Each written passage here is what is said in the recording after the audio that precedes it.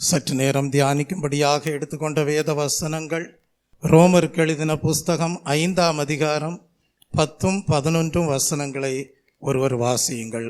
நாம் தேவனுக்கு சத்துருக்களாய் இருக்கையில் அவருடைய குமாரனின் மரணத்தினாலே அவருடனே ஒப்புரவாக்கப்பட்டோமானால், ஒப்புரவாக்கப்பட்ட பின் நாம் அவருடைய ஜீவனாலே ரட்சிக்கப்படுவது அதிக நிச்சயமாமே.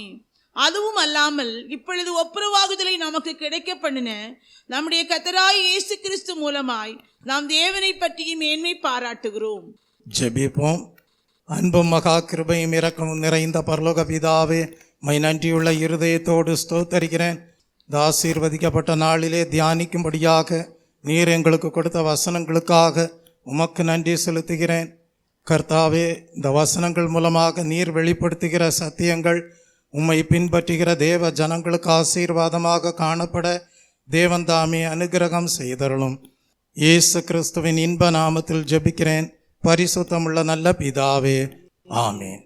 ரோமருக்கு பரிசுத்த பவுல் எழுதும்போது குறிப்பிடுகிறார், நாம் தேவனுக்கு சத்துருக்களாய் இருக்கையில் அவருடைய குமாரனின் மரணத்தினாலே அவருடனே ஒப்புரவாக்கப்பட்டோமானால், ஒப்புரவாக்கப்பட்ட பின் நாம் அவருடைய ஜீவனாலே ரட்சிக்கப்படுவது அதிக நிச்சயமாமே.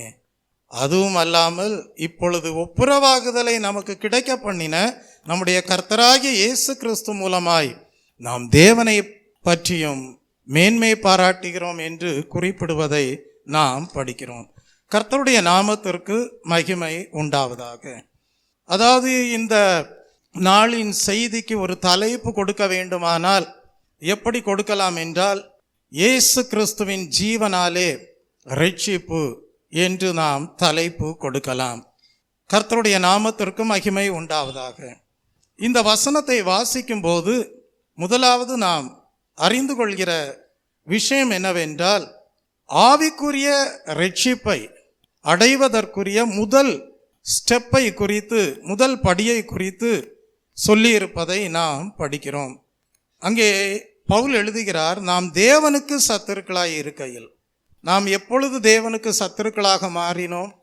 என்றைக்கு தேவ மகிமையற்றவர்களாக காணப்பட்டோமோ, ரட்சிப்படையாமல் காணப்பட்டோமோ, தேவனுக்கும் நமக்கும் எந்த சம்பந்தமும் இல்லாத நிலையிலே வாழ்ந்து வந்தோமோ, அந்த நிலையை குறித்து பவுல் எழுதுகிறார்.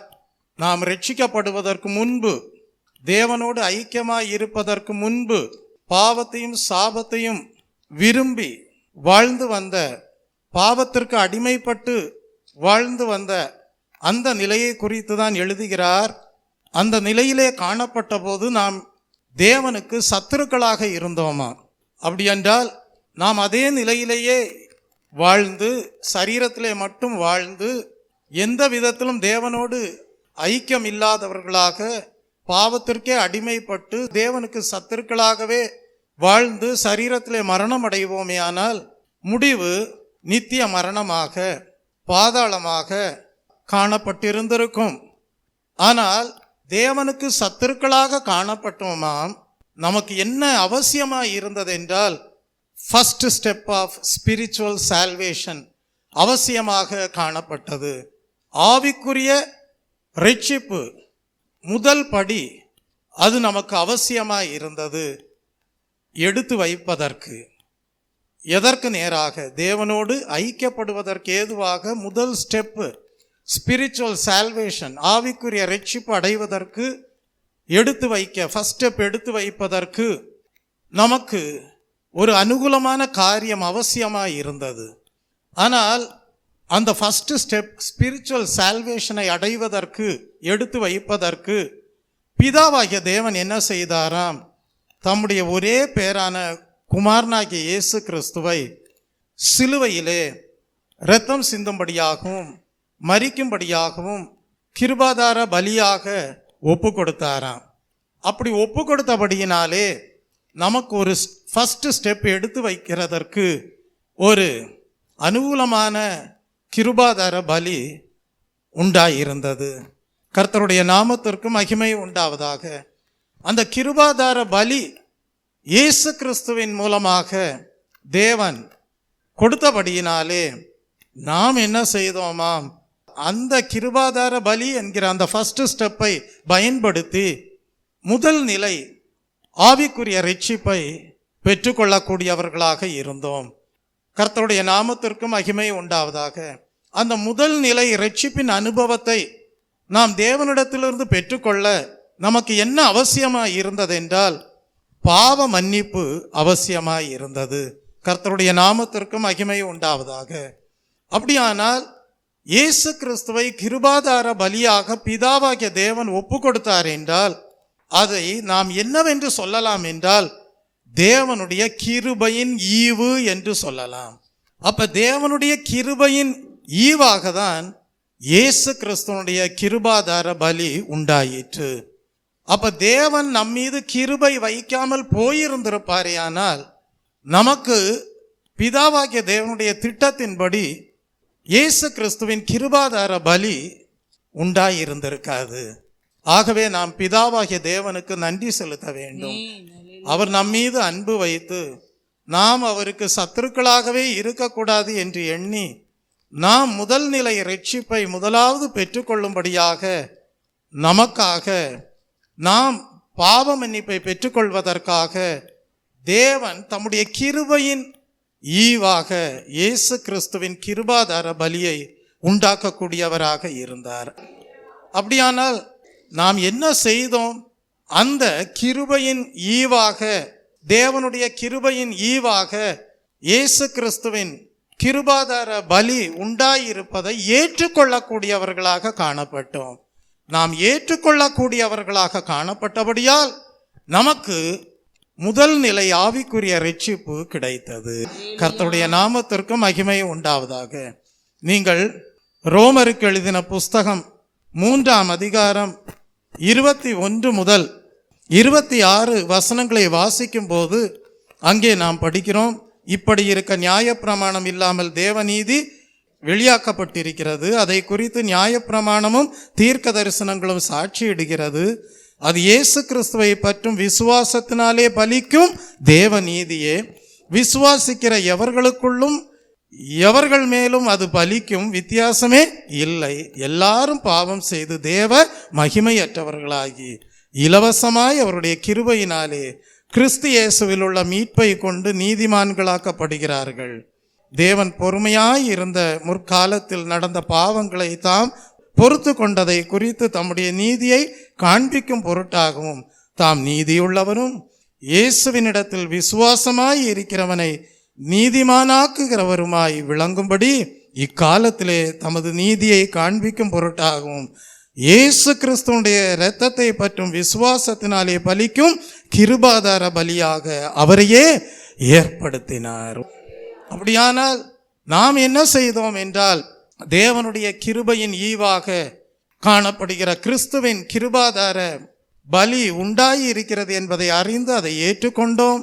அந்த பலியின் மீது விசுவாசம் வைத்தோம். அதனால் நமக்கு தேவ நீதி கிடைத்தது. நாம் இலவசமாக கிருபையினாலே, தேவன் அருளின கிருபையினாலே இயேசு கிறிஸ்துவில் உள்ள மீட்பை நாம் பெற்றுக்கொண்டோம், நீதிமான்களாக்கப்பட்டோம். Price the Lord. அப்ப அந்த முதல் நிலை ரட்சிப்பிலேயே பாவ மன்னிப்பை நாம் பெற்றுக்கொள்வதினாலேயே நாம் நீதிமான்களாக்கப்படுகிறோம். ஆனால் அது போதாது. அந்த தேவ நீதியிலே வளர வேண்டும். நீதிமான்கள் என்கிற அந்த தகுதியிலே வளர்ச்சி உண்டு. அந்த வளர்ச்சியை அடைந்து கொண்டே இருக்க வேண்டும். கர்த்தருடைய நாமத்திற்கு மகிமை உண்டாவதாக. அப்படியானால் நாம் தேவன் மேல் வைத்த விசுவாசம் எப்படிப்பட்ட விசுவாசம்? பாவிகளை நீதிமான்களாக்குகிற தேவன் என்று அறிந்து அவர் மேல் விசுவாசம் வைத்தோம். கர்த்தருடைய நாமத்திற்கு மகிமை உண்டாவதாக. தெய்வ பிள்ளையே, ரோமருக்கு எழுதின புஸ்தகம் 4ஆம் அதிகாரம் 5 முதல் 9 வசனங்களை வாசிக்கும் போது, ரோமர் 4ஆம் அதிகாரம் 5 முதல் 9 வசனங்கள், ஒருவன் கிரியை செய்யாமல் பாவியை நீதிமானாக்குகிறவரிடத்தில் விசுவாசம் வைக்கிறவனாய் இருந்தால் அவனுடைய விசுவாசமே அவனுக்கு நீதியாக எண்ணப்படும். அந்தபடி கிரியைகள் இல்லாமல் தேவனாலே நீதிமான் என்று எண்ணப்படுகிற மனுஷனுடைய பாக்கியத்தை காண்பிக்கும் பொருட்டு எவர்களுடைய அக்கிரமங்கள் மன்னிக்கப்பட்டதோ, எவர்களுடைய பாவங்கள் மூடப்பட்டதோ அவர்கள் பாக்கியவான்கள். எவனுடைய பாவத்தை கர்த்தர் எண்ணாதிருக்கிறாரோ அவன் பாக்கியவான் என்று தாவீது சொல்லி இருக்கிறான். இந்த பாக்கியம் விருத்த சேதனம் உள்ளவனுக்கு மாத்திரமல்ல, விருத்த சேதனம் இல்லாதவனுக்கும் வருமோ? ஆபிரகாமுக்கு விசுவாசம் நீதியாக எண்ணப்பட்டது என்று சொல்லுகிறோமே என்று படிக்கிறோம். அப்படியானால் நாம் தேவன் மேல் வைத்த விசுவாசம் எப்படிப்பட்டது என்றால், தேவன் உண்டாக்கி இருக்கிற கிருபாதார பலியின் மேல் விசுவாசம் வைப்பதினாலே தேவனால் பாவிகளை நீதிமானாக்க முடியும் என்று நாம் விசுவாசித்தோம். அதனாலே பாவ மன்னிப்பை பெற்றுக்கொள்வதற்கு ஏதுவான இரக்கத்தை பெற பாவ அறிக்கை செய்து ஜெபித்தோம். தேவன் மன்னிப்பை வழங்கினார். Price the Lord. சரி, இப்படி நாம் முதல் நிலை ரட்சிப்பை, பாவ மன்னிப்பை தேவனிடத்திலிருந்து பெற்றுக்கொண்டதின் மூலமாக அடைந்திருக்கிறோம் என்றால், தெய்வ பிள்ளையே, நமக்கு ஒரு டெஸ்டினேஷன் உண்டு. நாம் சென்றடைய வேண்டிய ஒரு இலக்கு உண்டு. அந்த இலக்கை தான் வேதம் நித்திய ஜீவன் என்று சொல்லுகிறது. Price the Lord. அந்த நித்திய ஜீவன் தான் நம்முடைய வாழ்க்கையிலே டெஸ்டினேஷனாக காணப்படுகிறது. கர்த்தருடைய நாமத்திற்கு மகிமை உண்டாவதாக. அப்படியானால் அந்த டெஸ்டினேஷனை அடைய நாம் என்ன செய்ய வேண்டும்? முதல் ஸ்டெப்பில் நம்ம அடிப்படை முதல் நிலை ரட்சிப்பை பெற்றுக்கொண்டோமே, அந்த ரட்சிப்பிலே நாம் என்ன செய்கிறோம் என்றால், நம்முடைய வாழ்க்கையை கிறிஸ்துவோடு தோழமை படுத்தி கொண்டு நாம் அவருடைய பாதையிலே நடக்க ஆரம்பிக்கிறோம். Price the Lord. இயேசு எனக்காக ஜீவன் கொடுத்தார். இயேசு எனக்காக கிருபாதார பலியாக மாறினார். இயேசு கிறிஸ்துவின் இரத்தத்தினால நான் பாவத்திலிருந்து விடுதலையாக்கப்பட்டேன். கிருபாதார பலியின் மேல் விசுவாசம் வைத்தேன். அதனால் பாவ அறிக்கை செய்து ஜெபித்தேன். தேவன் என் பாவங்களை எல்லாம் மன்னித்தார்.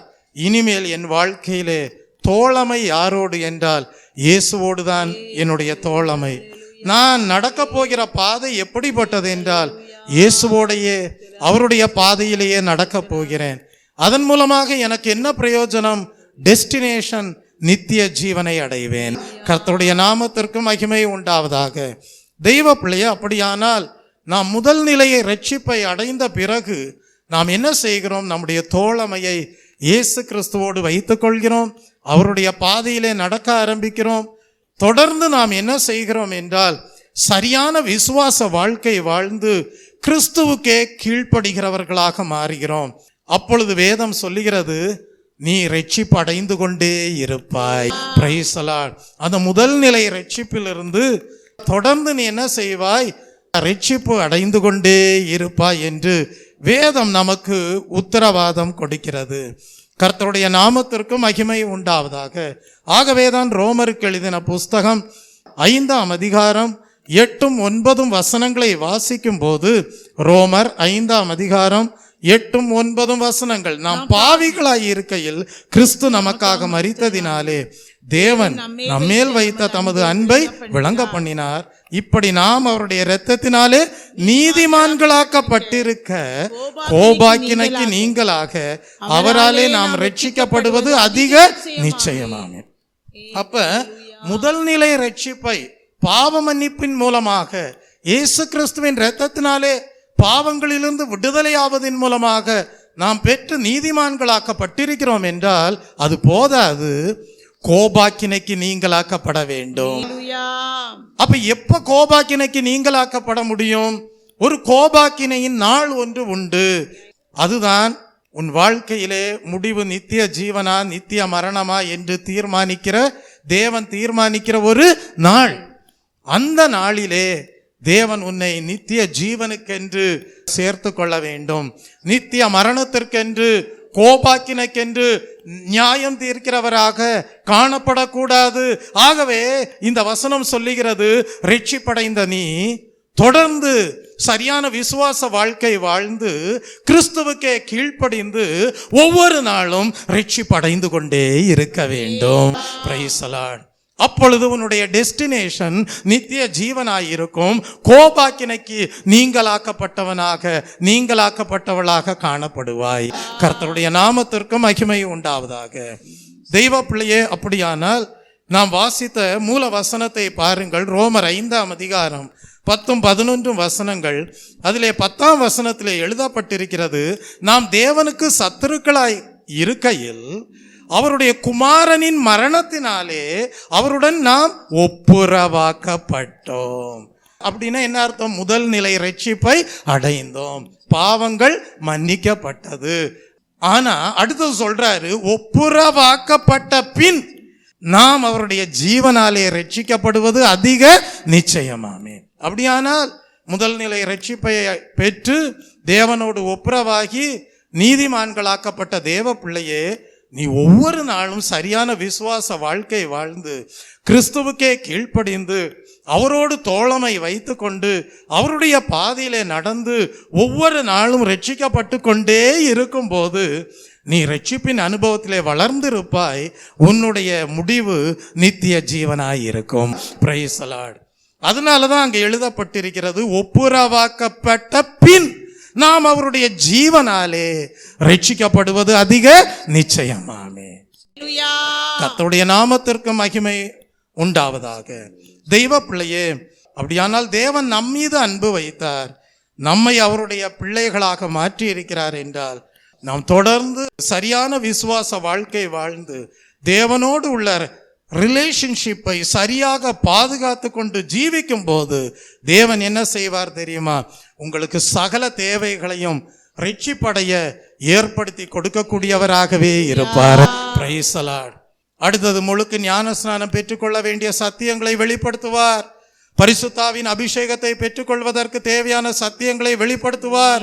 கிருபை வரங்களை பெற்றுக்கொள்வதற்கு தேவையான சத்தியங்களை வெளிப்படுத்துவார். சகல ஆவிக்குரிய ஆசீர்வாதங்களும் தேவனிடத்தில் உண்டு.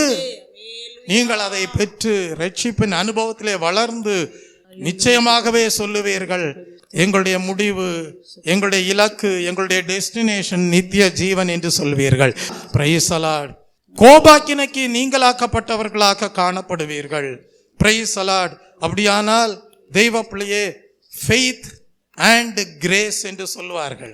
நாம் எந்த அளவிற்கு தேவன் மேல் விசுவாசம் வைக்கிறோமோ, சரியான விசுவாச வாழ்க்கை வாழ்கிறோமோ, அதற்கேற்ற அளவிலே தேவன் அவருடைய உன்னத கிருபையை கொடுத்து கொண்டே இருந்து அனுதினமும் ரட்சிப்பை அடைய பண்ணி கொண்டே இருப்பார். நீங்கள் சொல்ல முடியும், என்னோடு ஓடின இன்னொரு சகோதரன் முதல் நிலை ரட்சிப்பிலேயே இருக்கும்போது நானோ அதிலே வளர்ந்து முன்னேறி அதிகமான கிருபை வரங்களை பெற்று இலக்கை அடைவேன் என்கிற நிச்சயத்தோடு ஓடுகிறேன் என்று உங்களால் சொல்ல முடியும். Price the Lord. கர்த்தருடைய நாமத்திற்கு மகிமை உண்டாவதாக. இன்றைக்கு நாம் அந்த கிருபாதார பலி இயேசு கிறிஸ்துவின் மரணத்தினாலே நம்முடைய பாவங்கள் எல்லாம் மன்னிக்கப்பட்டு நாம் தேவனோடு நம்முடைய வாழ்க்கையை ஒப்புரவாக்கி ஐக்கியப்படுத்தி இருக்கிறோம் என்றால் வேதம் சொல்லுகிறது, இயேசு கிறிஸ்து மரணத்திலிருந்து என்ன செய்தார்? உயிர்த்தெழுந்தார். அப்படியானால் அந்த உயிர்த்தெழுதல் நமக்கு என்ன உத்தரவாதம் கொடுக்கிறது? நித்திய ஜீவன் உண்டு என்கிற உத்தரவாதத்தை கொடுக்கிறது. கர்த்தருடைய நாமத்திற்கு மகிமை உண்டாவதாக. அப்ப இயேசு கிறிஸ்துடைய மரணத்தினாலே நாம் நீதிமான்களாக்கப்பட்டிருக்கிறோம் என்றால் நாம் தொடர்ந்து நீதிமானாக்கப்படுவது இன்னும் அதிக நிச்சயமாம். காரணம், இயேசு கிறிஸ்து மரித்தோரிலிருந்து என்ன செய்திருக்கிறார்? உயிர் தெழுந்திருக்கிறார். Price the Lord. அப்ப இயேசு கிறிஸ்துவின் இரத்தம் நம்மை நீதிமானாக்குகிறது. ஆனால் அது போதாது, இயேசு கிறிஸ்துவின் உயிர்த்தெழுதலினால் கிடைக்கப்பெறக்கூடிய நீதிமானுக்குரிய தன்மைகளும் நம் வாழ்க்கையிலே நிறைவேற வேண்டும். கர்த்தருடைய நாமத்திற்கு மகிமை உண்டாவதாக. இப்ப நீங்க ரோமர் 5ஆம் அதிகாரம் 9ஆம் வசனத்தை படிக்கும் போது அங்கே என்ன எழுதப்பட்டிருக்கிறது? இப்படி நாம் அவருடைய இரத்தத்தினாலே நீதிமான்களாக்கப்பட்டிருக்க என்று எழுதப்பட்டிருக்கிறது. அப்ப இயேசு கிறிஸ்துவின் இரத்தம் நம் பாவங்களிலிருந்து நம்மை விடுதலையாக்கி நம்மை பாவ மன்னிப்பை பெற்றுக்கொள்ள செய்து நீதிமான்களாக்கி இருக்கிறது என்றால் இன்னொரு அனுபவம் இருக்கிறது. இயேசு கிறிஸ்துவின் உயிர்த்தெழுதலினாலும் நாம் நீதிமான்களாக்கப்படுகிறோம். Price the Lord. கர்த்தருடைய நாமத்திற்கு மகிமை உண்டாவதாக. அப்படியானால் நம்முடைய தேவன் எப்படிப்பட்ட தேவன் என்றால், நாம் எந்த அளவிற்கு தேவன் மேல் விசுவாசம் வைக்கிறோமோ அந்த அளவிற்கு நம்மை தேவனுடைய நீதியிலே வளர வைக்கக்கூடிய தேவனாய் இருக்கிறார். யோசித்து பாருங்க, ஆபிரகாமையும் சாராளையும் எடுத்துக்கொள்ளுங்கள். அவர்களுடைய வாழ்க்கை எப்படி இருந்தது? தேவன் ஒரு வாக்குத்தத்தம் கொடுத்தார். எப்படிப்பட்ட நிலையிலே? சாராளுடைய கர்ப்பம் செத்து போயிருந்த நிலையிலே வாக்குத்தத்தம் கொடுத்தார். ஆபிரகாமுடைய வயது முதிர் வயதாய் இருக்கும்போது வாக்குத்தத்தம் கொடுத்தார். என்ன வாக்குத்தத்தம் கொடுத்தார்?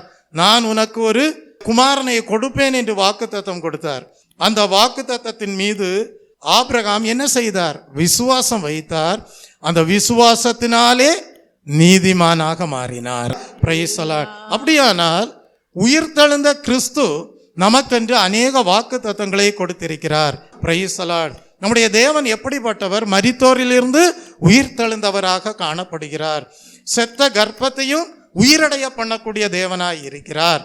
அவரால் செய்ய முடியாத காரியம் ஒன்றுமே இல்லை. தேவனால் எல்லாம் கூடும் என்று எழுதப்பட்டிருக்கிறது. அப்படியானால் நாம் இயேசு கிறிஸ்துவின் இரத்தத்தினாலே நீதிமான் ஆக்கப்பட்டிருக்கிறோம் என்றால் அதுல நம்ம திருப்தியா இருந்துடக்கூடாது. நாம் என்ன செய்ய வேண்டும்? அந்த நீதியிலேயும் அந்த ரட்சிப்பின் அனுபவத்திலேயும் வளர அதிக பிரமாணங்கள் இருக்கிறது என்பதை அறிந்து அந்த பிரமாணங்களை கைக்கொள்வதற்கு தேவையான கிருபையை பெற்றுக்கொண்டு நாம் என்ன செய்ய வேண்டும் என்றால் எங்களுடைய டெஸ்டினேஷன் நித்திய ஜீவன் என்பதை அறிந்து அதை அடைய நாம் கிறிஸ்துவோடு தோழமையை கொண்டு அவருடைய பாதையிலே நடக்கிறவர்களாய் இருக்க வேண்டும். சரியான விசுவாச வாழ்க்கை வாழ்ந்து கிறிஸ்துவுக்கே கீழ்ப்படுகிறவர்களாக காணப்பட வேண்டும். எப்படி செத்து போன கர்ப்பம் உயிரடையும் என்று சாராள் விசுவாசித்தாளோ, எப்படி முதிர் வயதிலும் தேவனால் ஒரு குமாரனை கொடுக்க முடியும் என்று ஆபிரகாம் விசுவாசித்தாரோ, அது நிமித்தமாக நீதிமானாக மாறி அந்த வாக்குத்தத்தங்கள் நிறைவேறுவதற்கு ஏதுவாக அவர்களுடைய வாழ்க்கை ஆசீர்வதிக்கப்பட்டதோ, அதுபோல உயிர்த்தெழுந்த கிறிஸ்து உன்னதங்களிலே அநேக ஆவிக்குரிய ஆசீர்வாதங்களை ஐஸ்வர்யமாக வைத்திருக்கிறார் என்பதை நீங்கள் விசுவாசிக்கும் போது, ஏற்கனவே இயேசு கிறிஸ்துவின் இரத்தத்தினாலே ஒப்புரவாக்கப்பட்ட உங்கள் வாழ்க்கை ஒப்புரவாக்கப்பட்ட பின்பு அவருடைய ஜீவனாலே, அவருடைய உயிர்த்தெழுந்த ஜீவனாலே கோபாக்கினைக்கு நீங்களாக ரட்சிக்கப்படுவது அதிக நிச்சயம். அதைதான் நாம் ரோமருக்கு எழுதின புஸ்தகம் 4ஆம் அதிகாரம் 21ஆம் வசனத்திலிருந்து 5ஆம் அதிகாரம் 2ஆம் வசனம் வரைக்கும் படிக்கிறோம். தேவன் வாக்குத்தத்தம் பண்ணினதை நிறைவேற்ற வல்லவராய் இருக்கிறார் என்று முழு நிச்சயமாய் நம்பி தேவனை மகிமைப்படுத்தி விசுவாசத்தில் வல்லவனானான். யார்? ஆபிரகாம். ஆகையால் அது அவனுக்கு நீதியாக எண்ணப்பட்டது. அது அவனுக்கு நீதியாக எண்ணப்பட்டது என்பது அவனுக்காக மாத்திரமல்ல, நமக்காகவும் எழுதப்பட்டிருக்கிறது. அப்ப நமக்காகவும் இது எழுதப்பட்டிருக்கிறது என்றால் நாம் எப்படிப்பட்ட விசுவாசத்திற்குள் வர வேண்டும் என்றால், நான் ஆராதிக்கிற தேவன் தம்முடைய குமாரனை மரணத்திற்கு ஒப்புவித்திருந்தாலும் மறுபடியும் உயிரோடு எழுப்பினார். அதை நாம் விசுவாசிக்கும் போது உன்னதங்களிலே கிறிஸ்துவிலே காணப்படுகிற சகல ஆசீர்வாதங்களையும் சுதந்தரிக்கிறவர்களாக மாறுகிறோம். Price the Lord. அதனாலதான் நமக்காகவும் எழுதப்பட்டிருக்கிறது என்று படிக்கிறோம். தொடர்ந்து வாசித்து பாருங்கள். 24ஆம் வசனத்திலிருந்து நம்முடைய கர்த்தராகிய இயேசுவை மரித்தோரிலிருந்து எழுப்பினவரை விசுவாசிக்கிற நமக்கும் அப்படியே எண்ணப்படும். அவர் நம்முடைய பாவங்களுக்காக ஒப்பு கொடுக்கப்பட்டும். இப்போ நல்லா பாருங்க, நாம் நீதிமான்களாக்கப்படுவதற்காக எழுப்பப்பட்டும் இருக்கிறார். அப்ப இயேசு கிறிஸ்துவின் இரத்தத்தினாலும் நீதிமான்களாக்கப்படுகிறோம். அந்த நிலை போதாது. அவருடைய உயிர்த்தெழுதலை விசுவாசித்து அவருடைய ஜீவனாலே, உயிர்த்தெழுந்த ஜீவனாலே நாம் என்ன செய்ய வேண்டும்? நீதிமான்களாக்கப்பட வேண்டும். Price the Lord. அதுதான் நம்முடைய வாழ்க்கையிலே பரிசுத்த ஆவியானவராக தேவ அன்பாக நம்முடைய உள்ளத்திலே ஊற்றப்படுகிறது. கர்த்தருடைய நாமத்திற்கு மகிமை உண்டாவதாக. இப்பொழுது ரோமர் 5ஆம் அதிகாரம் 1, 2 வசனங்களை வாசிக்கும் போது, இவ்விதமாக நாம் விசுவாசத்தினாலே நீதிமான்களாக்கப்பட்டிருக்கிறபடியால் நம்முடைய கர்த்தராகிய இயேசு கிறிஸ்து மூலமாக தேவனிடத்தில் எதை பெற்றுக்கொண்டோம்? சமாதானத்தை பெற்றுக்கொண்டோம். அவர் மூலமாய் நாம் இந்த கிருபையில் பிரவேசிக்கும் ஸ்லாக்கியத்தை விசுவாசத்தினாலே பெற்று நிலை கொண்டிருந்து தேவ மகிமையை அடைவோம் என்கிற நம்பிக்கையினாலே மேன்மையை பாராட்டுகிறோம். 5ஆம் வசனத்திலே வரும்போது, மேலும் நமக்கு அருளப்பட்ட பரிசுத்த ஆவியினாலே தேவ அன்பு நம்முடைய இருதயங்களிலே ஊற்றப்பட்டிருக்கிறபடியால் அந்த நம்பிக்கை நம்மை வெட்கப்படுத்தாது. அப்ப தேவன் எதற்காக மரித்தோரிலிருந்து கிறிஸ்துவை உயிரோடு எழும்ப பண்ணினார் என்று சொல்லும்போது, நீதிமான் என்கிற அனுபவத்திலே வளரும்படியாக, தேவனிடத்திலே சமாதானத்தை பெற்றுக்கொள்ளும்படியாக, கிறிஸ்துவிலே காணப்பட்ட அந்த உயிர்த்தெழுந்த ஜீவன் நம்மிலே தேவனுடைய பரிசுத்தாவின் வல்லமையாக நாம் தேவ அன்பாக பெற்றுக்கொள்ளும்படியாக, கர்த்தருடைய நாமத்திற்கு மகிமை உண்டாவதாக. அது நிமித்தமாக நமக்கு ஒரு நம்பிக்கை வந்து விடுகிறது, நான் தேவ மகிமை அடைவேன். Praise the Lord. என்னுடைய முடிவு எது? நித்திய ஜீவனாய் இருக்கிறது. நான் கோபாக்கினைக்கு நீங்களாக்கப்படுகிறேன். கர்த்தருடைய நாமத்திற்கு மகிமை உண்டாவதாக. அப்ப தேவன் இப்படிப்பட்ட வாக்கு தத்தங்களை நிறைவேற்ற வல்லவராய் இருக்கிறார். கர்த்தருடைய நாமத்திற்கு மகிமை உண்டாவதாக. 1 கொரிந்தியரின் புஸ்தகம் 1ஆம் அதிகாரம் 30-31 வசனங்களை வாசிக்கும் போது, ஆகவேதான் கொரிந்து சபையாருக்கு பவுல் எழுதுகிறார், நீங்கள் அவராலே என்றால் யாராலே? பிதாவாகிய தேவனாலே கிறிஸ்து இயேசுவுக்குட்பட்டிருக்கிறீர்கள்.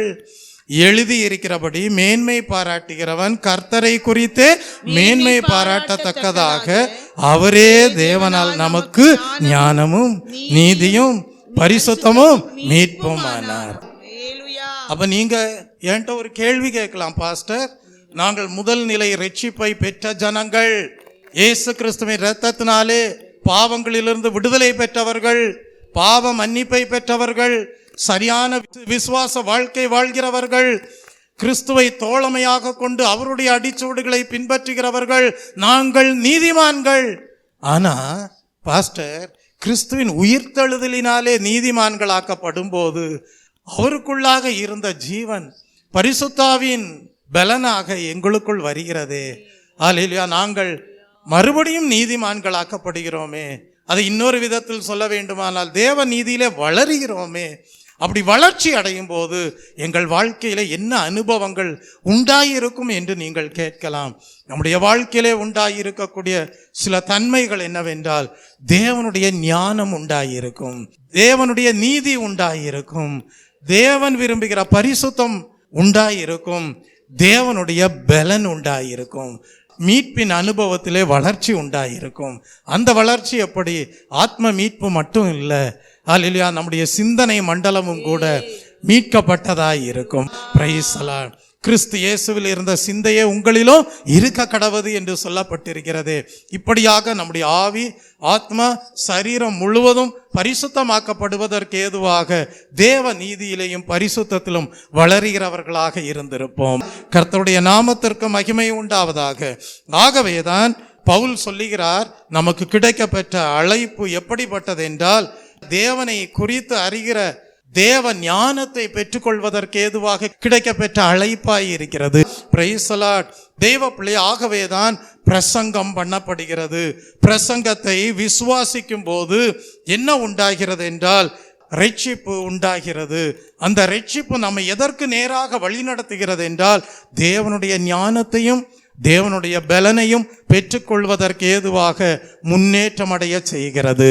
ஆகவேதான் பவுல் எழுதுகிறார், சிலுவையை பற்றின உபதேசம் கெட்டு போகிறவர்களுக்கு பைத்தியமாய் இருக்கிறது, ரட்சிக்கப்படுகிற நமக்கோ அது தேவ பலனாய் இருக்கிறது என்று எழுதுகிறார். அப்ப இந்த அதிகாரத்தை நீங்கள் படித்து வரும்போது, 1 கொரிந்தியர் 1ஆம் அதிகாரத்தை படித்து கொண்டே வரும்போது, அங்கே பவுல் அழைக்கப்பட்டவர்களை குறித்து எழுதுகிறார். வருத்தப்பட்டு பாரம் சுமக்கிறவர்களே, நீங்கள் எல்லாரும் என்னிடத்தில் வாருங்கள் என்று சொன்னாரே, அந்த அழைப்பிற்கு கீழ்ப்படிந்தோமே, கீழ்ப்படிந்ததினாலே இயேசு கிறிஸ்துவின் இரத்தத்தினாலே நீதிமானாக்கப்படுகிறோமே, கீழ்ப்படிந்ததினாலே தொடர்ந்து சரியான விசுவாச வாழ்க்கை வாழ்ந்து தேவனையே கிறிஸ்துவையே தோழமையாக வைத்து அவருடைய அடிச்சுவடுகளை பின்பற்றும் போது தொடர்ந்து நீதிமான்களாக்கப்படுகிறோமே, அப்பொழுது நம்முடைய வாழ்க்கையிலே தேவனுடைய ஞானம் உண்டாகி விடுகிறது, தேவனுடைய பலனும் உண்டாகி விடுகிறது. அந்த தேவ பலன் சரியான பரிசுத்த வாழ்க்கை வாழ்வதற்கு தேவையான கிருபையாக மாறுகிறது.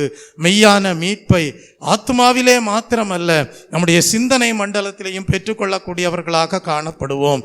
கர்த்தருடைய நாமத்திற்கு மகிமை உண்டாவதாக.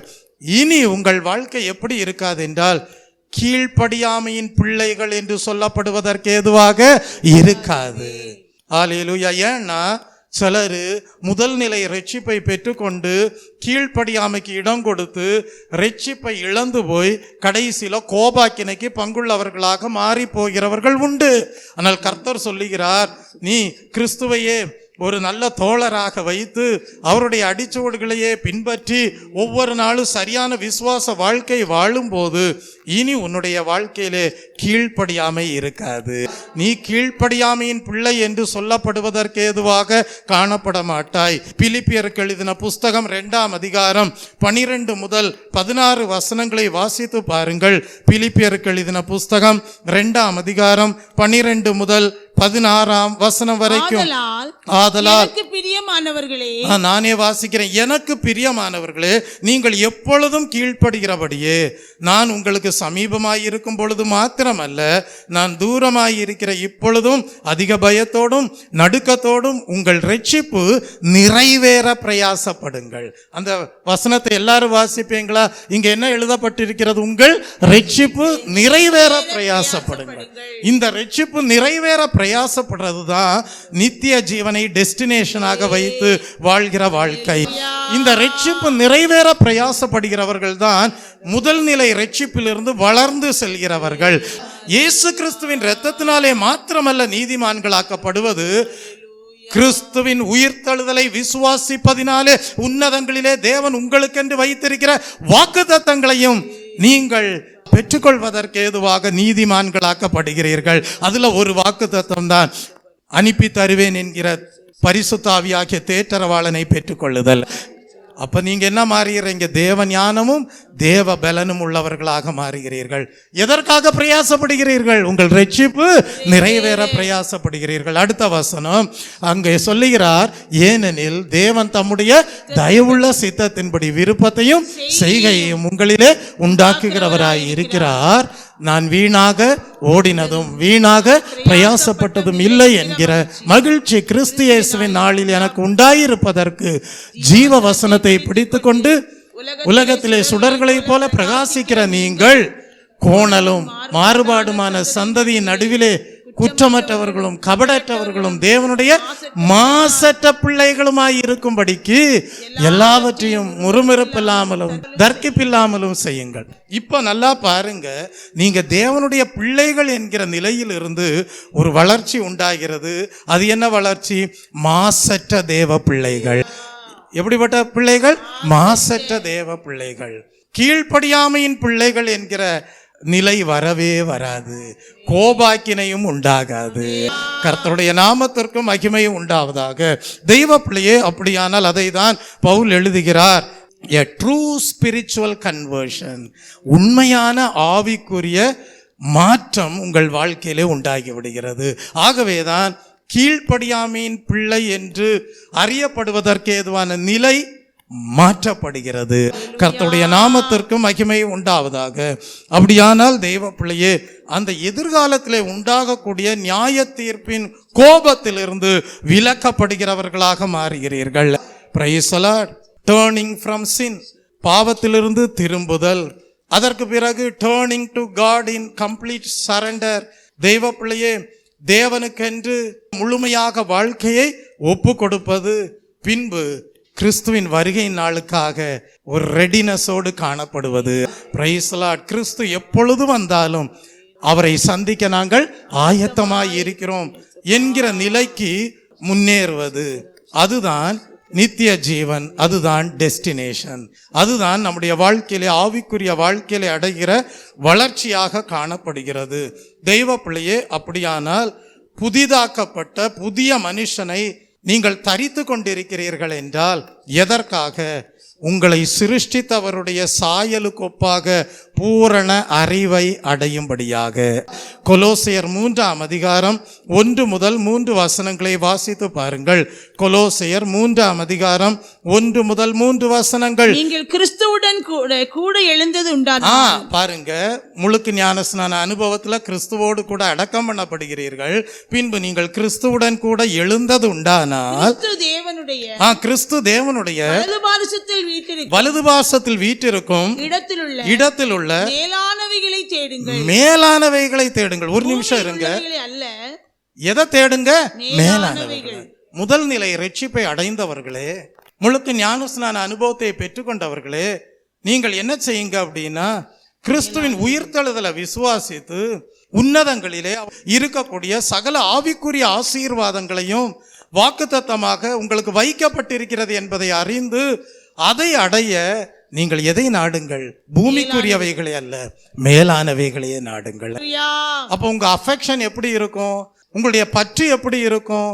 இன்னும் தேவனிடத்தில் இருக்கிற அபிஷேகத்தை பெறணும், தேவனிடத்தில் இருக்கிற கிருபை வரங்களை பெற வேண்டும் அப்படின்றதாகவே உங்களுடைய அஃபெக்ஷன் காணப்படும். எதை ப்ரையாரிட்டைஸ் பண்ணுவீங்க? எதற்கு முக்கியத்துவம் கொடுப்பீங்க? கர்த்தாவே, கொஞ்சம் டைம் கிடைச்சாலும் ஒரு ஆவிக்குரிய ஆராதனை கிடைக்காதா? அபிஷேகம் கிடைக்காதா? நல்ல ஒரு சத்தியம் வெளிப்படுத்தப்படாதா? அப்ப அதுல உங்க வாஞ்சை காணப்படும். நீங்க அதை ப்ரையாரிட்டைஸ் பண்ண ஆரம்பிப்பீங்க. Praise the Lord. You will start seeking spiritual things. உங்களுக்கு கொஞ்சம் நேரம் கிடைச்சா ஆவிக்குரிய காரியங்களில் முன்னேறுவதற்காக தேட ஆரம்பிப்பீர்கள். நாடுதல் காணப்படும். அது மாத்திரமல்ல, உங்களிலே கிறிஸ்துவின் குணாதிசயங்கள் உருவாவதற்கு பிரயாசப்படுகிறவர்களாக இருப்பீர்கள். நீங்க ஜெபிப்பீங்க, கர்த்தாவே, இன்னைக்கு இருக்கிற நல்ல குணம் போதாது கர்த்தாவே, இன்னும் என்ன வருது? கோபம் வருதே கர்த்தாவே. இன்னும் சிலரை பார்த்தா என்ன வருது? எரிச்சல் வருதே கர்த்தாவே. இன்னும் சிலரை பார்த்தா கசப்பு தன்மை தோன்றுதே கர்த்தாவே. இன்னும் நான் என்ன செய்ய வேண்டியது இருக்கு? உம்மை போல மாற வேண்டியது இருக்கு, உம்முடைய குணாதிசயங்களை அடைய வேண்டியது இருக்கிறது என்று சொல்லி நீங்கள் என்ன செய்வீர்கள்? You will start seeking spiritual things. அதற்கு முக்கியத்துவம் கொடுக்கிறவர்களாக மாறுவீர்கள். அந்த கிறிஸ்துவிலே காணப்படுகிற உன்னதங்களிலே காணப்படுகிற சகல கிருபை வரங்கள் மீது ஒரு அஃபெக்ஷன் வந்துவிடும். அடுத்தது நீங்க என்ன செய்ய ஆரம்பிச்சிருவீங்க? உங்க பொக்கிஷங்களை எல்லாம் பரலோகத்துல சேர்த்து வைக்க ஆரம்பிச்சிருவீங்க. ஏன்னா உங்களுக்குன்னு ஒரு இட்டர்னல் கோல் இருக்கு. வெறுங்கையா அல்ல நான் பரலோகத்துக்கு போறது. தேவன் கொடுத்த கிருபை வரங்களை எல்லாம் பயன்படுத்தி பயன்படுத்தி பயன்படுத்தி ஹல்லேலூயா, தேவனுடைய ராஜ்யத்தின் பணிக்கென்றே என்னுடைய வாழ்க்கையை விதைத்து என்னுடைய பொக்கிஷங்களை நான் எங்கே சேர்த்து வைத்திருப்பேன்? பரலோகத்தில் சேர்த்து வைத்திருப்பேன் என்கிற நிச்சயத்தோடு ஜீவிக்கிறவர்களாக காணப்படுவீர்கள். அதற்காக நீங்கள் கேட்பீர்கள் கர்த்தரை நோக்கி. ஏனென்றால் வேதம் சொல்லுகிறது, கேளுங்கள் அப்பொழுது உங்களுக்கு கொடுக்கப்படும், தேடுங்கள் அப்பொழுது கண்டடைவீர்கள், தட்டுங்கள் அப்பொழுது திறக்கப்படும். இப்படியாக கேட்டு கேட்டு கேட்டு தேவனுடைய கிருபையையும் வல்லமையையும் வரங்களையும் கனிகளையும் நாடுகிறவர்களாக மாறி மெய்யாகவே நீங்கள் கிறிஸ்துவை பின்பற்றுகிறவர்களாகவும் தவறான பயங்களிலிருந்தும் விடுபட்டவர்களாகவும் இயேசு கிறிஸ்து எப்பொழுது தோன்றினாலும் அவரை எதிர்கொள்ள ஆயத்தமானவர்களாக ரெடினஸோடு காணப்படுவீர்கள். கோபாக்கினைக்கு விலகினவர்களாய் இருப்பீர்கள். கிறிஸ்துவின் உயிர்த்தெழுதலின் மூலமாகவும் நீதிமான்களாக்கப்பட்டவர்களாய் இருப்பீர்கள். அவருடைய ஜீவனாலே கோபாக்கினைக்கு நீங்களாக்கப்பட்டவர்களாய் இருப்பீர்கள். Price the Lord. அதான் இங்க பவுல் எழுதுகிறார், பூமியில் உள்ளவைகளை அல்ல மேலானவைகளையே நாடுங்கள். ஏனென்றால் நீங்கள் மரித்தீர்கள். எப்பொழுது நாம் மரித்தோம்? பாவ சரீரத்தை முழுக்கு ஞானஸ்நானத்திலே அடக்கம் பண்ணினோமே, அப்பொழுது நாம் பாவத்திற்கு மரித்தோம். நீங்கள் மரித்தீர்கள், ஆனால் உங்கள் ஜீவன் கிறிஸ்துவுடனே கூட தேவனுக்குள் மறைந்திருக்கிறது. நம்முடைய ஜீவனாகிய கிறிஸ்து வெளிப்படும் போது நீங்களும் அவரோடே கூட மகிமையிலே வெளிப்படுவீர்கள். ஆகவே தவறான இச்சைகளை உண்டு பண்ணுகிற உங்கள் சரீரத்தின் அவயவங்களை அழித்து போடுங்கள். ஏனென்றால் அவைகளின் பொருட்டே கீழ்ப்படியாமையின் பிள்ளைகள் மேல் என்ன வரும்? தேவ கோபாக்கினை வரும். அதனால நீங்க ரட்சிப்பின் அனுபவத்தில் வளரணுமே தவிர அதுல என்ன உண்டாயிருக்கூடாது? கீழ்ப்படியாமின் பிள்ளையாக மாறி போய்விட்டோம் என்று சொல்வதற்கு ஏதுவாக பின்மாற்றம் வந்து விடக்கூடாது. கிருபையின் மேல் கிருபை பெற்றுக்கொள்ள வேண்டும், மகிமையின் மேல் மகிமை அடைய வேண்டும். Price the Lord. கர்த்தருடைய நாமத்திற்கு மகிமை உண்டாவதாக. 1 தெசலோனிக்கேயருக்கு எழுதின புஸ்தகம் 1ஆம் அதிகாரம் 10ஆம் வசனத்தை வாசித்து பாருங்கள். ஏனென்றால் இந்நாட்களில நிறைய பேர் தவறாக உபதேசம் பண்ணுகிறவர்களாய் இருக்கிறாங்க. ஞானஸ்நானம் எடுக்க வேண்டாம், நீ இயேசுவின் இரத்தத்தினால பாவங்களிலிருந்து விடுதலையாக்கப்பட்டிருக்கிறாய், அது போதுமானது என்று சொல்லி தேவனை குறித்து அறிகிற அந்த பூரண அறிவை அடைவதற்கு ஏதுவாக சிலர் என்ன செய்யறதுல உற்சாகப்படுத்துவது கிடையாது.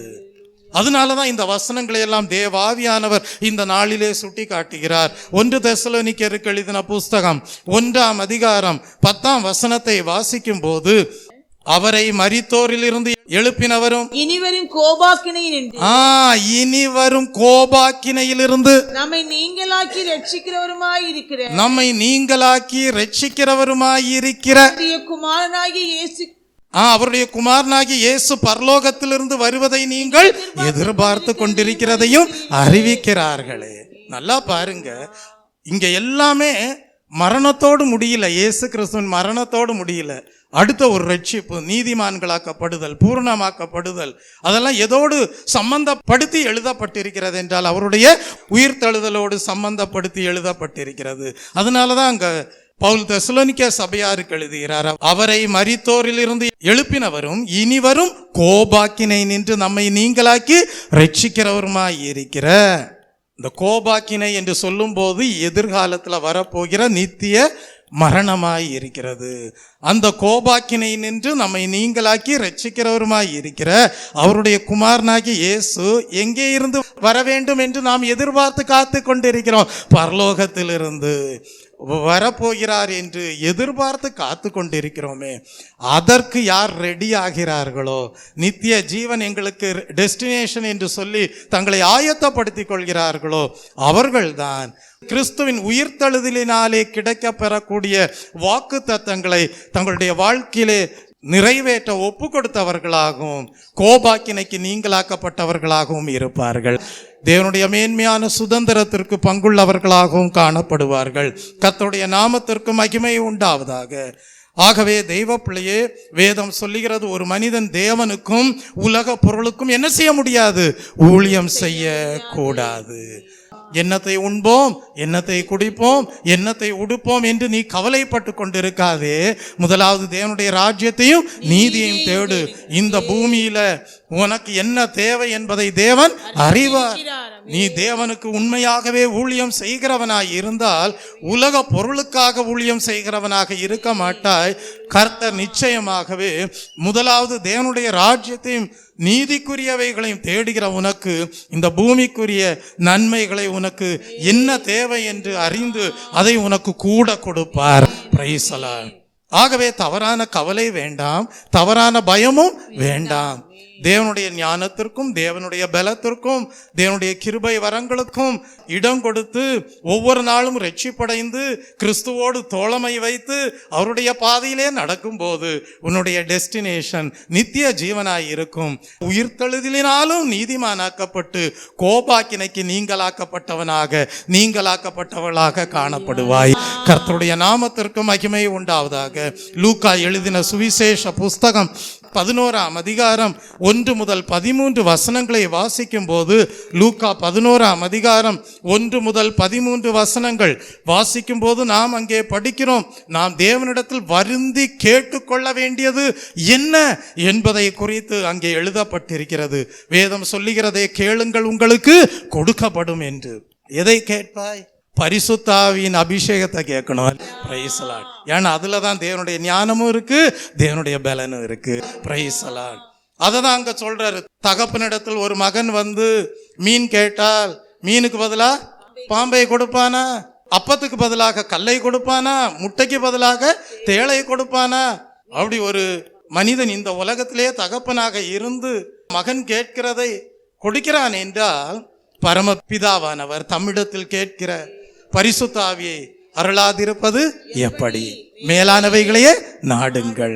கர்த்தருடைய நாமத்திற்கு மகிமை உண்டாவதாக. பூமிக்குரியவை பூமிக்குரியவை பூமிக்குரியவை என்று சொல்லியே வாழ்நாளையெல்லாம் வீணாக்கி கடைசியில மேலானவைகளை தேடி பெற்றுக்கொள்ளாமல் முடிவு டெஸ்டினேஷன் நித்திய ஜீவன் என்கிற நிச்சயம் இல்லாமல் வாழ்க்கையை முடிப்பது எவ்வளவு பரிதாபகரமானது. அதனால்தான் கர்த்தர் சொல்லுகிறார், பூமிக்குரியவைகளை அல்ல மேலானவைகளையே நாடுங்கள்.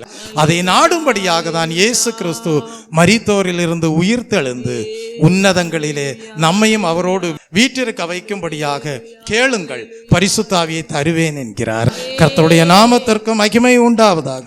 1 கொரிந்தியரின் புஸ்தகம் 12ஆம் அதிகாரம் 4 முதல் 11 வசனங்களை வாசிக்கும் போது நாம் அங்கே படிக்கிறோம். 1 கொரிந்தியர் 12ஆம் அதிகாரம் 4 முதல் 11 வசனங்கள் அங்கே படிக்கிறோம். ஆவியானவர் ஒருவர் தான், ஆனால் வரங்களிலே என்ன உண்டு? வித்தியாசங்கள் உண்டு. Price the Lord. அப்ப என்னென்ன வரங்கள் உண்டு என்று வீட்டில் போய் நீங்க அந்த அதிகாரத்தை வாசித்து பாருங்க. நீங்க ஒவ்வொரு நாளும் அந்த ரட்சிப்பின் அனுபவத்தில் வளருவதற்கு என்ன கேட்கணும்? வரங்களை கேட்க வேண்டும். Price the Lord. எங்கேயாவது ஒரு காத்திருப்பு கூட்டம் நடந்தா போகணும். இன்னைக்கு நான் ஒரு புதிய வரத்தை பெற்றுக்கொள்வேன், புதிய கிருபையை பெற்றுக்கொள்வேன், ஹல்லேலூயா, ரட்சிப்பின் அனுபவத்தில் வளருவேன், பரிசுத்த ஆவியின் கிருபையை பெற்றுக்கொள்வேன் என்று சொல்லி உங்க அஃபெக்ஷன் எது மேல இருக்கணும்? கிடைச்ச வாலிப பிராயத்துல கிடைச்ச நாட்கள்ல எப்படியாவது தேவனிடத்துல கேட்டு என்ன செய்வேன்? சரியானதை பெற்றுக்கொள்வேன். கர்த்தருடைய நாமத்திற்கு மகிமை உண்டாவதாக. அது மாத்திரமல்ல, தேவன் உங்களுக்கு என்ன கொடுத்திருக்கிறார் தெரியுமா? தாலந்துகளை கொடுத்திருக்கிறார். என்ன கொடுத்திருக்கிறார்? தாலந்துகளை கொடுத்திருக்கிறார். அந்த தாலந்துகளை என்ன செய்யணும்? விருத்தி அடைய பண்ண வேண்டும். வேதத்திலே நம்ம படிக்கிறோம், 5 தாலந்தை பெற்றவன் இன்னொரு 5 தாலந்தை கூட சம்பாதித்தான். அடுத்தது 2 தாலந்தை பெற்றவன் இன்னும் 2 தாலந்தை கூட சம்பாதித்தான். அதெல்லாம் மேலானவைகள். 1 தாலந்தை பெற்றவன் அதை நிலத்திலே புதைத்து வைத்தான்.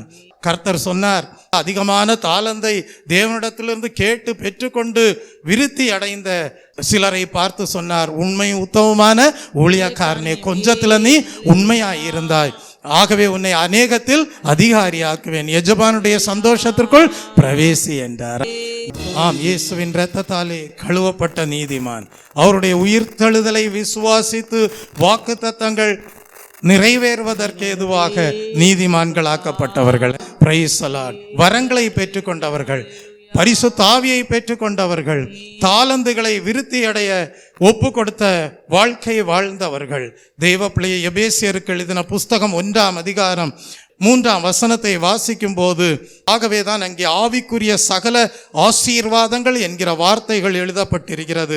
எபேசியர் 1ஆம் அதிகாரம் 3ஆம் வசனம், நம்முடைய கர்த்தராகிய இயேசு கிறிஸ்துவின் பிதாவாகிய தேவனுக்கு ஸ்தோத்திரம், அவர் கிறிஸ்துவுக்குள் உன்னதங்களிலே ஆவிக்குரிய சகல ஆசீர்வாதத்தினாலும் நம்மை ஆசீர்வதித்திருக்கிறார். வெறும் ஆசீர்வாதம்னா எப்பயுமே இந்த பூமிக்குரிய காரியங்கள் தான் என்கிற எண்ணம் உங்க மனதிலிருந்து போயிடணும். நீங்கெல்லாம் கிறிஸ்துவோடு சேர்ந்து நடக்கிறவர்கள். உன்னதங்களிலே அநேக ஆவிக்குரிய ஆசீர்வாதங்கள் உண்டு, கிருபை வரங்கள் உண்டு, தாலந்துகள் உண்டு, தேவனுடைய பரிசுத்த ஆவியானுடைய பலன் உண்டு, பரிசுத்த ஆவியானவருடைய பரிசுத்தமாக வாழ்வதற்குரிய ஞானம் உண்டு. அதையெல்லாம் பெற்றுக்கொள்ள வேண்டும். ஒவ்வொரு நாளும் ரட்சிக்கப்படுகிறேன், ஒவ்வொரு நாளும் சரியான விசுவாச வாழ்க்கை வாழ்கிறேன், ஒவ்வொரு நாளும் கிறிஸ்துவின் பாதையிலே நடக்கிறேன். என்னுடைய டெஸ்டினேஷன் எங்க? நித்திய ஜீவன். கோபாக்கினைக்கு நீங்களாக்கப்படுகிறேன். அந்த கோபாக்கினை எப்படிப்பட்டது தெரியுமா? வாசிங்க. வெளிப்படுத்தல் எழுதின புஸ்தகம் 3ஆம் அதிகாரம் 10ஆம் வசனத்தை வாசித்து பாருங்கள். வெளிப்படுத்தல் 3ஆம் அதிகாரம் 10ஆம் வசனம், என் பொறுமையை குறித்து சொல்லிய வசனத்தை நீ காத்து கொண்டபடியால் பூமியில் குடியிருக்கிறவர்களை சோதிக்கும்படியாக பூச்சக்கரத்தின் மேலெங்கும் வரப்போகிற சோதனை காலத்திற்கு தப்பும்படி நானும் உன்னை காப்பேன். காப்பார், உன்னை காப்பார், காப்பவர் காப்பார், இன்னும் இனிமேலும் காத்திடுவார். கலங்காதே மனமே, காத்திடுவார், காத்திடுவார். அப்படியானால் எப்படி கர்த்தர் உன்னை காக்கிறார்? அவருடைய வசனத்தை நீ காத்து கொண்டபடியால். Price the Lord. அந்த மனிதன் என்னை பாதுகாப்பான், இந்த மனிதன் உன்னை பாதுகாப்பான் அப்படின்னு நீ நினைக்காத. நீ வசனத்தை காத்து கொண்டு, வசனத்தை கை கொண்டு, கிறிஸ்துவின் வருகை நாள் எப்பொழுது இருந்தாலும் அதற்கு ரெடியா இருக்கிறேன் அப்படின்னு சொல்லக்கூடிய அளவிற்கு கிருபை வரங்களையும் வல்லமையும் தேவ ஞானத்தையும் அபிஷேகத்தையும் பெற்று மேலானவைகளையே நாடிக்கொண்டிருப்பாயானால் நீ தான் ரெடியாக இருப்பாய். Praise the Lord. கோபாக்கினைக்கு நீங்களாக்கப்படுவாய். வசனத்தை கை கொண்டு வாழ்ந்த நீ தேவனாலே காக்கப்படுவாய். உன்னுடைய சுதந்திரம் பரலோகத்திலே காணப்படும். கர்த்தருடைய நாமத்திற்கு மகிமை உண்டாவதாக. Price the Lord.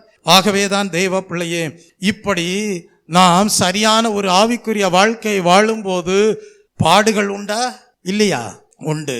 அதனாலதான் வேதம் சொல்லுகிறது, அவரோடு பாடுகளை சகிப்பீர்களானால் அவரோடு கூட ஆளுகை செய்வோம். பாடுகள் எப்படிப்பட்ட பாடுகளாக உங்களுக்கு வரும்? சில வசனங்களை கை கொள்ள முடியாதபடி சோதனை வரும், விசுவாசத்துல நிற்க முடியாதபடி சோதனை வரும், புடமிடப்படுதல் வரும். அப்பதான் நம்ம நினைக்கணும், சோதனையை சகிக்கிற மனுஷன் பாக்கியவான், அவன் உத்தமன் என்று விளங்கின பின்பு கர்த்தர் எங்களுக்கு வாக்குத்தத்தம் பண்ணப்பட்ட ஜீவ கிரீடத்தை பெற்றுக்கொள்வேன். Price the Lord. கர்த்தருடைய நாமத்திற்கு மகிமை உண்டாவதாக. 2 தீமோத்தேயின் புஸ்தகம் 2ஆம் அதிகாரம் 12ஆம் வசனத்தை வாசித்து பாருங்கள். பாடுகளை சகிப்பதை குறித்து எழுதப்பட்டிருக்கிறது. வாசியுங்கள் அந்த வசனத்தை. 2 தீமோத்தேயு 2:12. அவரோடு கூட பாடுகளை சகித்தோமானால் அவரோடு கூட ஆளுகையும் செய்வோம். நாம் அவரை மறுதலித்தார் அவரும் நம்மை மறுதலிப்பார். அதான் நீ வசனத்தை காத்து கொள்கிறபடியால். Price the Lord. அவருடைய வசனத்தை, அவரை நீ என்ன செய்யவில்லை? மறுதலிக்கவில்லை. ஆகவே அவரும் மறுதலிக்க மாட்டார், கோபாக்கினைக்கு உன்னை விட்டுவிட மாட்டார், நித்திய ஜீவனை அடைய பண்ணுவார். கர்த்தருடைய நாமத்திற்கு மகிமை உண்டாவதாக. அதனாலதான் எழுதப்பட்டிருக்கிறது, அவரோடு பாடுகளை சகித்தால் அவரோடு என்ன உண்டு? ஒரு நாள் ஆளுகையும் உண்டு. இப்பொழுதே சமாதானத்தின் தேவன் உங்களுக்குள்ளே இருந்து ஆளுகை செய்கிறவராய் இருக்கிறார் என்றால் 1000 வருட அரசாட்சியிலையும் அவரோடு இருந்து ஆளுகை செய்வீர்கள். Price the Lord. பாடுபட்டோருக்கு என்ன உண்டு? பலன் உண்டு. அதனாலதான் 2 தீமோத்தேயின் புஸ்தகம் 2ஆம் அதிகாரம் 12ஆம் வசனத்திலே என்டியூரன்ஸ் என்கிற வார்த்தையை குறித்து படிக்கிறோம். 2 தீமோத்தேயு 2:12. அவரோடு கூட பாடுகளை சகிப்போமானால், அந்த சகிப்பு தன்மை, பாடுகளை சகிப்பது, என்டியூரன்ஸ், அதனுடைய அர்த்தம் என்ன? Remaining firm and strong in our faith. எது வரைக்கும்? இந்த பூமிக்குரிய வாழ்க்கையை முடிக்கக்கூடிய நாள் வரைக்கும் கூட ஃபர்மா, ஸ்ட்ராங்கா விசுவாச வாழ்க்கையில நின்று இந்த உலக வாழ்க்கையை முடிப்போமே ஆனால் வேதம் சொல்லுகிறது, அவரோடு கூட நீ என்ன செய்வாய்? ஆளுகையும் செய்வாய். எனக்கு அந்த பாடுகள் வேண்டாம், எனக்கு அப்படிப்பட்ட விசுவாச வாழ்க்கை வேண்டாம் அப்படின்னு சொல்லி நீ கர்த்தருடைய வசனத்தை மறுதலிப்பாயானால், கர்த்தருடைய வார்த்தையை கை கொள்ளாமல் போவாயானால், கிறிஸ்துவை மறுதலிப்பாயானால், அவரோடு பாடுபடாத உனக்கு அவரோடு ஆளுகையிலையும் என்ன இருக்காது? பங்கும் கிடையாது. அதனால தான் இங்க படிக்கிறோம், அவரோடு பாடுகளை சகிக்கிறவர்களுக்கு ரிவார்ட் ஆஃப் எட்டர்னல் லைஃப் கிறிஸ்துவோடு உண்டாயிருக்கும். கிறிஸ்துவோடு நித்திய ஜீவன் ரிவார்டாக காணப்படும் என்று வேதம் உத்தரவாதம் கொடுக்கிறது. 11ஆம் வசனத்தை வாசியுங்கள். 2 தீமோத்தேயு 2:11. இந்த வார்த்தை எப்படிப்பட்டது? உண்மையுள்ளது. என்னவெனில், நாம் அவரோடே கூட மரித்தோமானால் அவரோடே கூட பிழைத்தும் இருப்போம். கர்த்தருடைய நாமத்திற்கு மகிமை உண்டாவதாக. சரி, கிறிஸ்துவின் நாமத்து நிமித்தம் வேதம் சொல்லுகிறது, ஒருவேளை எல்லாராலும் நீங்கள் பகைக்கப்படுவீர்களாம். எப்படி? எல்லாராலும் பகைக்கப்படுவீர்களாம். எனக்கு கிறிஸ்துவின் நாமம் முக்கியம் அல்ல அப்படின்னு சொல்லி நீ கிறிஸ்துவை மறுதலிப்பாயானால் உனக்கு என்ன கிடைக்காது? நித்திய ஜீவன், அவரோடு ஆளுகையில அந்த ரிவார்டு உனக்கு கிடைக்காது. அதனால தான் எழுதப்பட்டிருக்கிறது, கிறிஸ்துவின் நாமத்து நிமித்தமாக ஒருவேளை எல்லாராலும் பகைக்கப்படுவீர்கள், ஆனாலும் முடிவு பரியந்தம் நிலைத்து நிற்பவனே ரட்சிக்கப்படுவான். தேவனுக்கு நன்றி செலுத்துவோம். ஹல்லேலூயா. அப்படிதான் தேவன் நம்மை அவரோடு ஐக்கியப்படுத்தி அவருடைய பாதையிலே நடக்க பண்ணுகிறார்.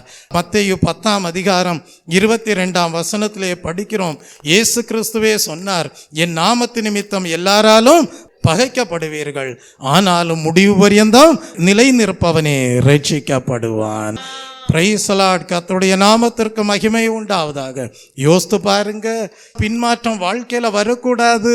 10 கன்னிகைகள் இருந்தார்கள். அந்த 10 கன்னிகைகளிலே 5 கன்னிகைகள் வருகையை எதிர்நோக்கி தீவட்டியை எடுத்தார்கள். அவர்களுடைய தீவட்டியிலே எண்ணெயும் இருந்தது. ஆனால் மற்ற 5 கன்னிகைகளோ நிர்விசாரத்திற்கும் நித்திரைக்கும் சோம்பலுக்கும் இடம் கொடுத்து ஒரு ரெடினஸோடு காணப்படாதபடியினால் அவர்கள் வெறும் விளக்கை மட்டும் எடுத்தார்கள். அதிலேயோ எண்ணெய் இல்லை. என்ன நடந்தது? அவர்களுக்கு வேறொரு வாய்ப்பு கிடைக்கவும் இல்லை. மணவாளன் வருகிறார் என்கிற சத்தம் கேட்கப்பட்டது. ஆயத்தத்தோடு இருந்த 5 பேர் அவரோடு சேர்க்கப்பட்டார்கள். கர்த்தருடைய நாமத்திற்கு மகிமை உண்டாவதாக. இன்றைக்கு உங்கள் வாழ்க்கை எவ்விதமாக காணப்படுகிறது? ஜப வாழ்க்கை எவ்விதமாக காணப்படுகிறது? தேவனோடு உள்ள பர்சனல் ரிலேஷன்ஷிப் எவ்விதமாக காணப்படுகிறது? அது சக்சஸ்ஃபுல்லாக காணப்பட வேண்டும். அது ஃபெயிலியராக மாறிவிடக்கூடாது. கர்த்தருடைய நாமத்திற்கு மகிமை உண்டாவதாக. ஆகவேதான் யாக்கோபு அப்போஸ்தலன் எழுதுகிறார் 1ஆம் அதிகாரம் 12ஆம் வசனத்திலே, சோதனையை சகிக்கிற மனுஷன் பாக்கியவான், அவன் உத்தமன் என்று விளங்கின பின்பு கர்த்தர் தம்மிடத்தில் அன்பு கூறுகிறவர்களுக்கு வாக்குத்தத்தம் பண்ணின ஜீவ கிரீடத்தை பெறுவான் என்று எழுதியிருப்பதை நாம் படிக்கிறோம். அப்படியானால் தெய்வ பிள்ளையே, இந்த சரியான விசுவாச வாழ்க்கையை வாழும்போது உங்களுக்கு என்ன உண்டு? சோதனைகள் உண்டு. பாவ உலகத்தின் சோதனை உண்டு. பிசாசினால் உண்டாகிற சோதனை உண்டு. உலகம், பிசாசு, மாம்சம் இவைகளினாலே உண்டாகிற சோதனைகள் எல்லாம் உண்டு. ஆனால் வேதம் சொல்லுகிறது, ஜெயங்கொள்ளுகிறவனோ. Price the Lord. ஜெயங்கொள்ளுதல் என்றால் என்ன அர்த்தம்? பாவத்தை மேற்கொண்டு வாழ்கிறவன், அதற்குரிய கிருபை வரங்களை பெற்று வாழ்கிறவன், அதற்கேதுவான ஒரு ஜப வாழ்க்கையோடு வாழ்கிறவன், தேவனோடு சரியான பர்சனல் ரிலேஷன்ஷிப் வைத்து வாழ்கிறவர்கள் எதை மேற்கொள்வார்கள்? பாவ உலகம், பிசாசு, மாம்சத்தை மேற்கொள்வார்கள். ஜெயங்கொள்கிறவன் எவனோ அவனுக்கு தேவன் என்ன செய்கிறார்? அநேக ஆசீர்வாதங்களை கொடுக்கிறார். அதில் ஒரு ஆசீர்வாதம் என்ன? ஜீவ விருட்சத்தின் கனியை புசிக்க கொடுப்பேன் என்று சொல்கிறார். திறந்த வாசலை உனக்கு முன்பாக வைக்கிறேன் என்று சொல்கிறார். ஊழியம் செய்வதற்கு திறந்த வாசல்கள் காணப்படும். தெய்வ பிள்ளை யாரும் அதை உனக்கு என்ன செய்ய முடியாது? பூட்ட மாட்டான் என்று எழுதப்பட்டிருக்கிறது. ஆசீர்வாதத்தின் வாசல்கள் உனக்கு திறக்கப்பட்டதாகவே காணப்படும்.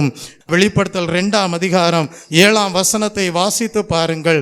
Consistent victory over sin, Satan and the corrupt world system.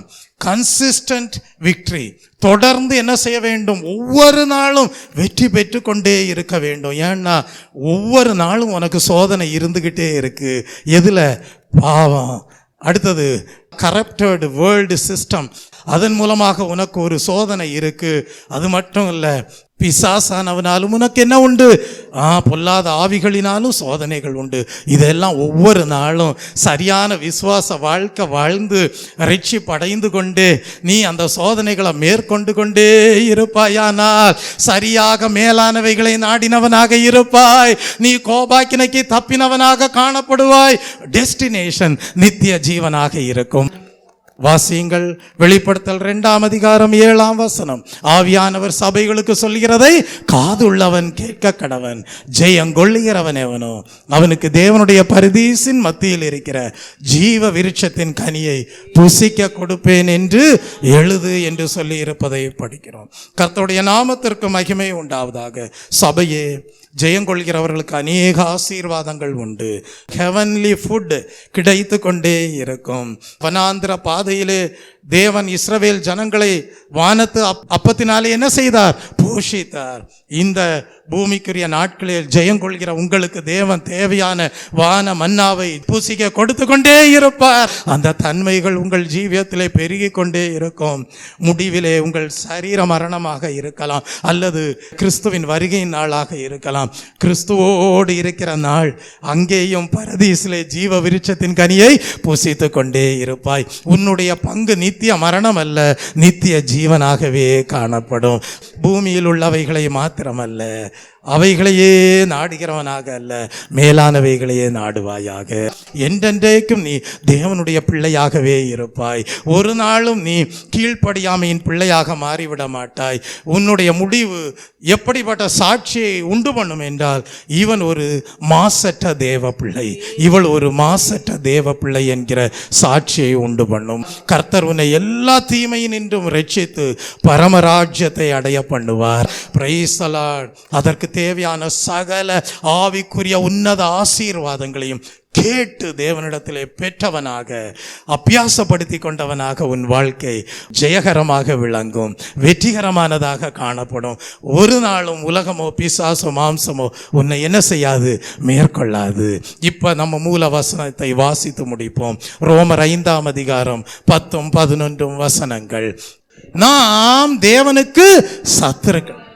நம்ம எப்படிப்பட்ட நிலையில இருந்திருக்கோம் பாருங்க. தேவனுக்கு சத்துருக்களாய் இருந்திருக்கிறோம். தேவனுக்கு நமக்கு எந்த ஐக்கியமுமே இல்லை. அப்படின்னா எது நம்மை மேற்கொண்டு அடிமைப்படுத்தி வைத்திருந்தது? பாவ உலகம், சாத்தான் அடிமைப்படுத்தி வைத்திருந்தது. ஆனால் அதிலிருந்து தேவன் நம்மை முதல் நிலை ரட்சிப்பிற்கு நேராக கொண்டு வந்து நம் பாவங்களை மன்னித்து மேலானவைகளை நாட வைத்து கிறிஸ்துவின் உயிர்த்தெழுதலை விசுவாசிக்க வைத்து நம்மை நீதிமான்களாக்கி பரிசுத்தாவின் வரத்தை பெற்றுக்கொள்ள செய்து கிருபை வரங்களை நாடச் செய்து தாளந்துகளை விருத்தி அடைய பண்ண செய்து நாம் அதிகமாக தேவனுக்கென்றே கனி கொடுக்கிறவர்களாக, மாசற்ற பிள்ளைகளாக மாறி உலகம் பிசாசு மாம்சத்தை ஜெயிக்கக்கூடிய கிருபை வரங்கள் உள்ளவர்களாக மாறி என்ன செய்கிறோம்?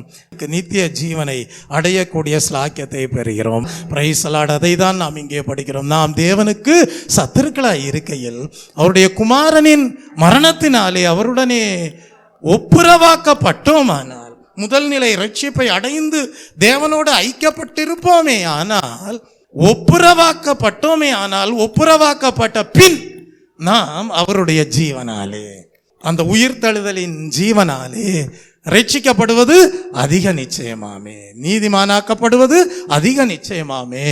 அதுவும் அல்லாமல் இப்பொழுது ஒப்புரவாகுதலை நமக்கு கிடைக்க பண்ணின நம்முடைய கர்த்தராகிய இயேசு கிறிஸ்துவின் மூலமாய் நாம் தேவனை பற்றியும் என்ன செய்கிறோம்?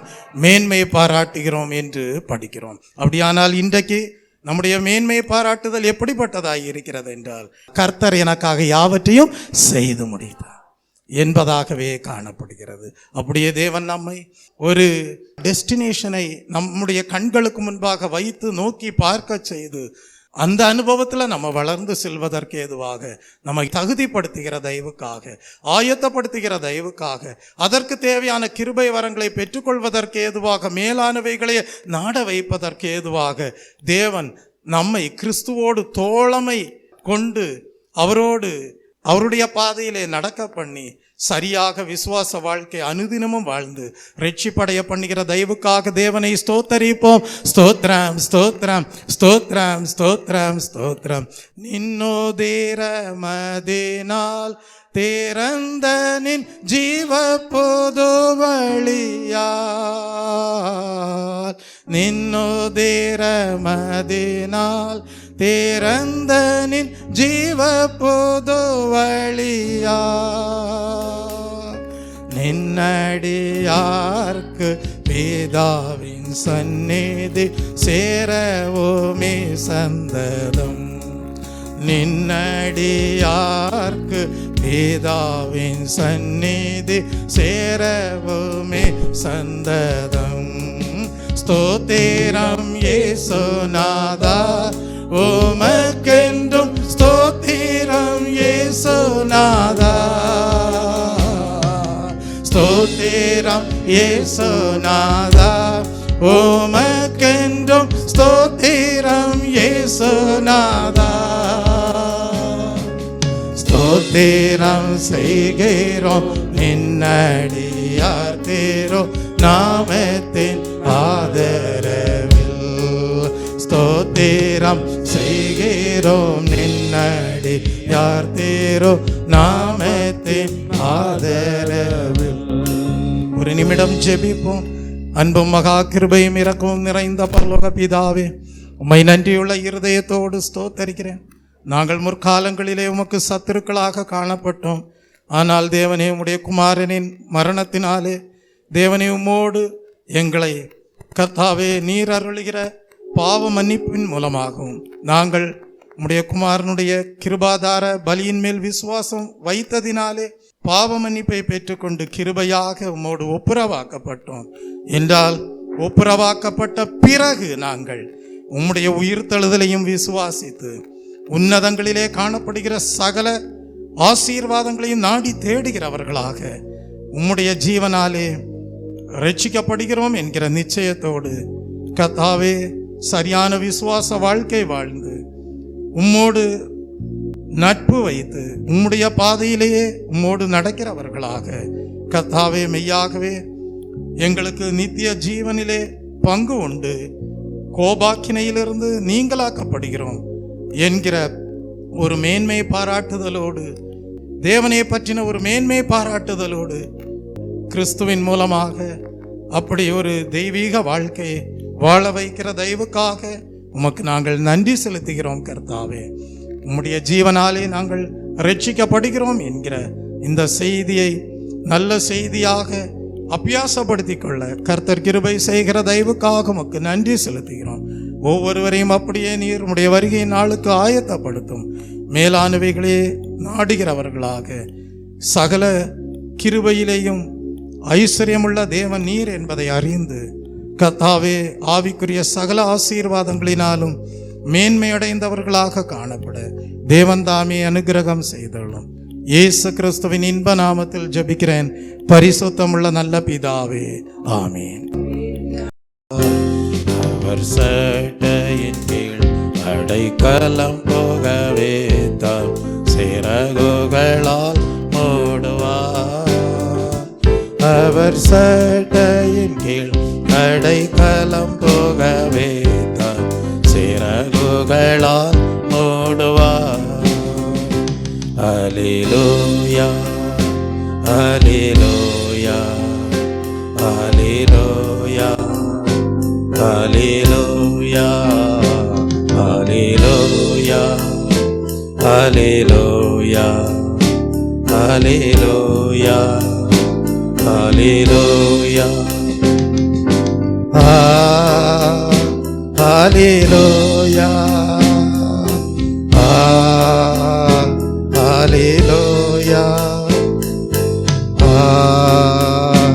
அல்லேலூயா, அல்லேலூயா, அல்லேலூயா, அல்லேலூயா, அல்லேலூயா, அல்லேலூயா.